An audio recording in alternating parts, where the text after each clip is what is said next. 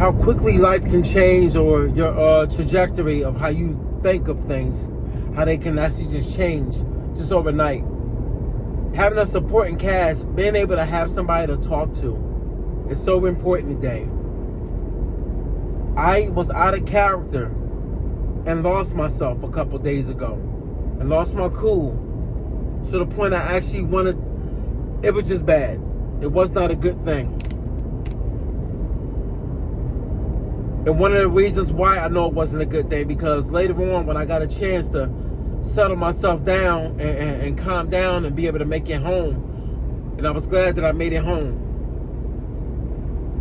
I was reminded from a relative I should never ever do that again, or what I did.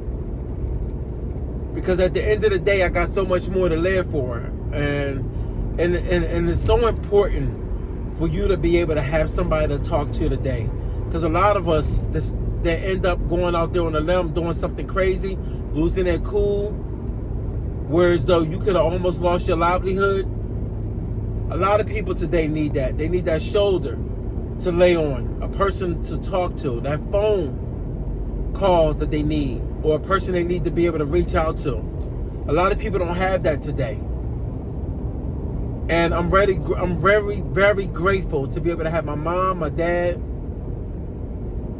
have my sisters, even my cousins. But it's a selective few of people that people able to turn to and talk to that can give them real guidance and real sense of dedication to understand what matters to them, and how important you are to yourself and the people that rely on you. That you just can't overreact to situations and almost throw your life away, all because you angry and you acting out of just frustration and anger. It's hard to adjust to that type of character, to be a good person, because at the end of the day, when you're doing good and you living good and you comfortable, the devil will reach out to you for a phone call. And sometimes you will pick up and you will answer that call and you will operate efficiently to the devil. When the whole time God been trying to tell you, hey, calm down. I got you. Don't lose your sense of, you know what I mean? Sometimes, man, you can lose your mind. People will take you out of character. And as men, I can't speak for women, but for men, one thing about us, we don't tolerate disrespect. We do not want disrespect. That's one thing we cannot tolerate. Especially when we grow up in a certain environment that we just can't do that. But the sad part about it is, it's a hard pill to swallow.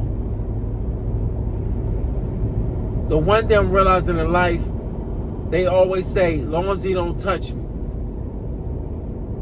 But sometimes that's not it. It's the thing though, when a person is close enough to you to reach out to you and grab you, you already know they're a threat, you will react. Kind of make you wonder, is that right? Because sometimes I feel like in life, you can't sometimes react when something is already done to you. Because sometimes when something is already done to you, it's already too late. And sometimes you feel like when a person's been aggressive and then you turn the tables around to you being more of the aggressor, to the point you actually ready to do something chaotic to them. It make you wonder, are you in the wrong? Because if you actually kind of look at it, I wonder sometimes, are you in the wrong? Like, hear me out. You ever think about threats that are put onto America? They don't not react. America actually do a checkmate. We don't see it, but they actually put a checkmate in place to say, oh, if you're serious about this, try it. And they let you know. But in actuality, when we kind of think about our character, people say turn the cheek. It's not that serious. But when threats are put on you, they are serious. You ever notice when certain situations happen, let's just say with law enforcement, you ever notice when a life is taken, the officer says, I was in fear of my life, and he gets off. But when we say certain things make sense, how come that makes sense? But when you're in fear of your life, when a person put a threat in your life and then you react to it, all of a sudden you become the aggressor. You shouldn't have did that.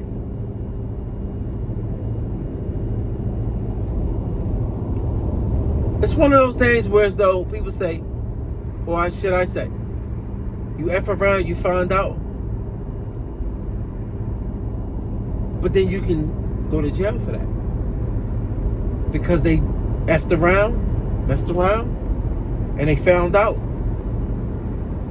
And some of these people are not here no more to even tell the story.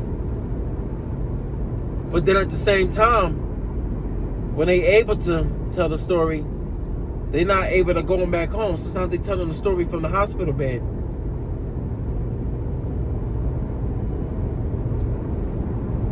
I know I'm not the only one out here that lose their cool, but the people you talk to that's in your corner will tell you it's not that serious.